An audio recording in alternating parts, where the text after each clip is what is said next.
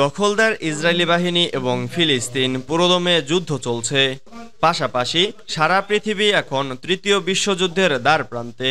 জানিয়ে দেব হাতে থাকা সর্বশেষ আপডেট আন্তর্জাতিক সংবাদ। প্রথমেই সংবাদ শিরোনাম। প্রথমেই জানিয়ে দেব নেতানিয়াহুকে রক্তখেকো ভ্যাম্পায়ার আখ্যা দিলেন এরদোয়ান।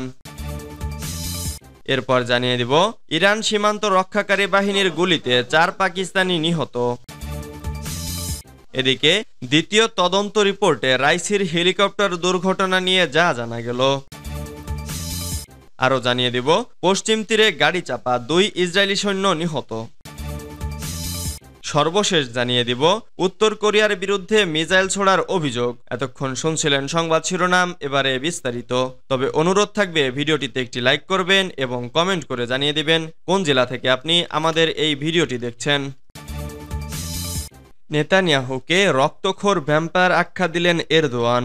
ইসরায়েলের প্রধানমন্ত্রী বেনিয়ামিন নেতানিয়াহুকে রক্তখেকো ভ্যাম্পায়ার হিসেবে আখ্যায়িত করেছেন তুরস্কের president Recep Tayyip Erdogan. Gaza উপত্যকায় ইসরায়েলি হত্যাযজ্ঞের কঠোর সমালোচনা করে বুধবার 29 মে তুর্কি পার্লামেন্টে দেওয়া বক্তব্যে এ মন্তব্য করেন তিনি।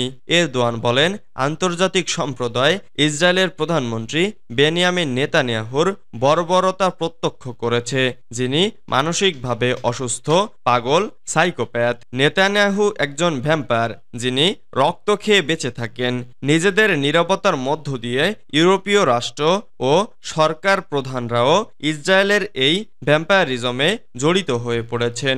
বিশেষ করে যুক্তরাষ্ট্রের হাত রক্তে রঞ্জিত। তুর্কি প্রেসিডেন্ট বলেন, সারা পৃথিবীতে ইহুদিবাদের মুখোশ উন্মোচিত হচ্ছে। তরুণেরা চোখ মেলতে শুরু করেছে। নেতানিয়াহু ও তার খুনি নেটওয়ার্ক নিয়ন্ত্রণের বাইরে চলে যাওয়ার আগে ইসরায়েলের এই গণহত্যা, নৃশংসতা ও বর্বরতা থামাতে হবে। গাজা উপত্যকার রাফা শহরে নিরাপদ চিহ্নিত আশ্রয় শিবিরে ইসরায়েলি বাহিনীর হামলার কথা উল্লেখ করে তিনি বলেন, এ ঘটনা শুধু গাজার জন্যই নয়, বরং এটি বিশ্ব শান্তি ও মানবতার জন্য হুমকি। ইসরায়েল যদি আন্তর্জাতিক আইন মেনে না চলে তাহলে কোনো দেশই নিরাপদ নয়। সূত্র টাইমস অব ইসরায়েল। ইরান সীমান্ত রক্ষাকারী বাহিনীর গুলিতে 4 পাকিস্তানি নিহত। ফের উত্তেজনা ছড়ালো ইরান ও পাকিস্তান সীমান্তে। পাকিস্তানের বহন করা একটি গাড়িতে ইরানের সীমান্ত রক্ষাকারী বাহিনীর গুলিতে 4 জন নিহত এবং 2 জন আহত হয়েছেন। বৃহস্পতিবার পাকিস্তানের কর্মকর্তারা এ তথ্য জানিয়েছেন। খবর আরব নিউজের। গতকাল বুধবার পাকিস্তানের বেলুচিস্তান রাজ্যের মাসকেল গ্রামের সীমান্ত এলাকায় এ ঘটনা ঘটেছে বলে জানিয়েছে স্থানীয় পুলিশ। রাজ্য সরকার প্রশাসনিক কর্মকর্তা সাহেবজাদা আসফান্ড বলেন, ইরানের সীমান্ত রক্ষাকারী বাহিনী কী কারণে ওই গাড়িতে গুলি চালিয়েছে তা জানা যায়নি। স্থানীয় পুলিশ জানিয়েছে, নিহত 4 জনের মরদেহ তাদের পরিবারের কাছে হস্তান্তর করা হয়েছে। এ বিষয়ে পাকিস্তান এবং ইরানের পররাষ্ট্র মন্ত্রণালয় থেকে কোনো মন্তব্য পাওয়া যায়নি। 2 দেশের নিরাপত্তা বাহিনী এই অঞ্চলে চোরাচালান এবং অন্যান্য অপরাধের জন্য প্রায়ই অপারেশন পরিচালনা করে। এ বছরের জানুয়ারিতে পাকিস্তানের নিরাপত্তা বাহিনী ইরানের অভ্যন্তরে প্রবেশ করে জঙ্গি আস্তানায় অভিযান চালায়, এতে 9 জন নিহত হয়। ইরানও পাকিস্তান সীমান্তে প্রায় এ ধরনের অভিযান পরিচালনা করে। দ্বিতীয় তদন্ত রিপোর্টে রাইসির হেলিকপ্টার দুর্ঘটনা নিয়ে যা জানা গেল। ইরানের প্রেসিডেন্ট ইব্রাহিম রাইসি রহস্যজনক মৃত্যুর ঘটনায় দ্বিতীয়বারের মতো তদন্ত প্রতিবেদন প্রকাশ করেছে দেশটির সেনাবাহিনী। 19 মে হেলিকপ্টার দুর্ঘটনায় মারা যান রাইসি। তার মৃত্যুর পর নানা রকম প্রশ্ন ওঠে। যদিও ইরান কর্তৃপক্ষ বলছে রাইসির হেলিকপ্টার কোনো রকম হামলার শিকার হয়নি, এটা নিখুঁত দুর্ঘটনা।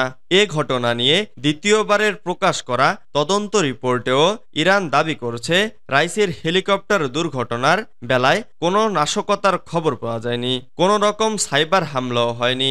ইরানের সশস্ত্র বাহিনীর জেনারেল স্টাফ প্রকাশিত ওই তদন্ত রিপোর্ট করা হয়েছে ঘটনাস্থল থেকে সংগৃহীত নমুনা হেলিকপ্টারের ধ্বংসাবশেষের ওপর ভিত্তি করে। এছাড়া হেলিকপ্টারটির ব্যবস্থাপনার বিষয়েও খতিয়ে দেখছে তদন্তকারীরা। তবে তাদের দাবি হেলিকপ্টারটির ব্যবস্থাপনায় কোনো ত্রুটি ছিল না। পশ্চিম তীরে গাড়ি চাপা 2 ইসরায়েলি সৈন্য নিহত। অধিকৃত পশ্চিম তীরের নাবলুস শহরের কাছে একটি গাড়ি হামলায় 2 ইসরায়েলি সেনা নিহত হয়েছেন।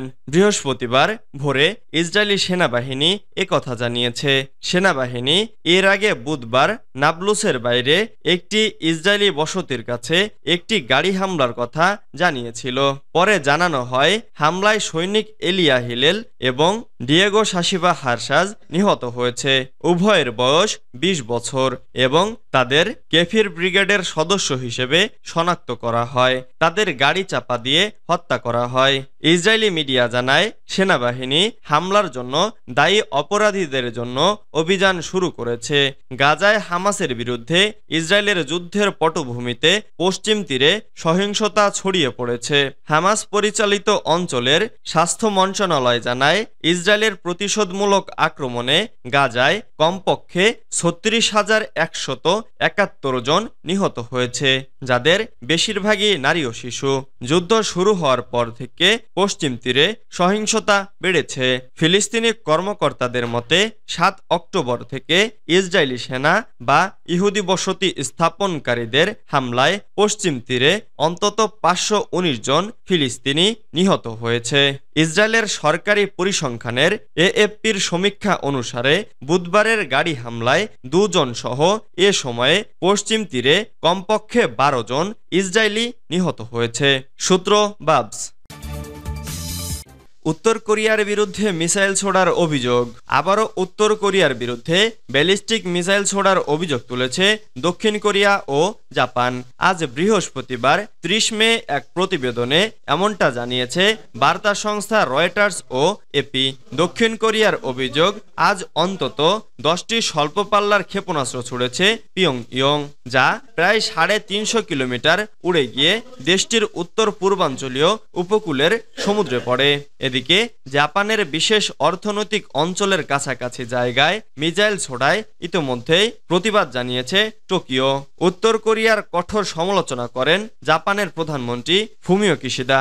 তিনি বলেন, জাতিসংঘের নিরাপত্তা পরিষদের প্রস্তাব লঙ্ঘন করেছে পিয়ংইয়ং।